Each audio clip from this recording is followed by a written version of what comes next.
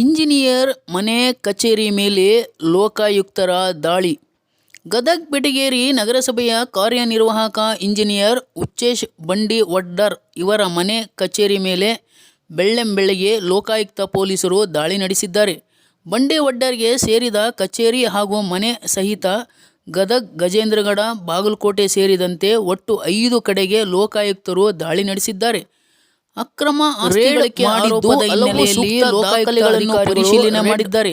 Lokayukta SP Hanumantharay, DySP Vijay Biradar ಮಾರ್ಗದರ್ಶನದಲ್ಲಿ ಈ ದಾಳಿಯನ್ನು ನಡೆಸಲಾಗಿದ್ದು, inspector Paramesh Kavatagi, PSI S Teli ಸೇರಿದಂತೆ ಲೋಕಾಯುಕ್ತ ಸಿಬ್ಬಂದಿಗಳು ಭಾಗಿಯಾಗಿದ್ದರು.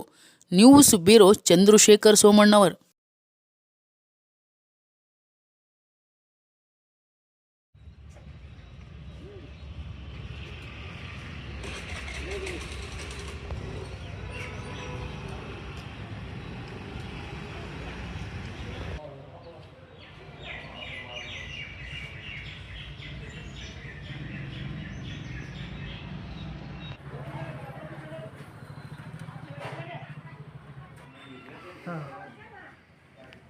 ಆಯ್ತು ನಡೀತಿಲ್ಲ ರೀ.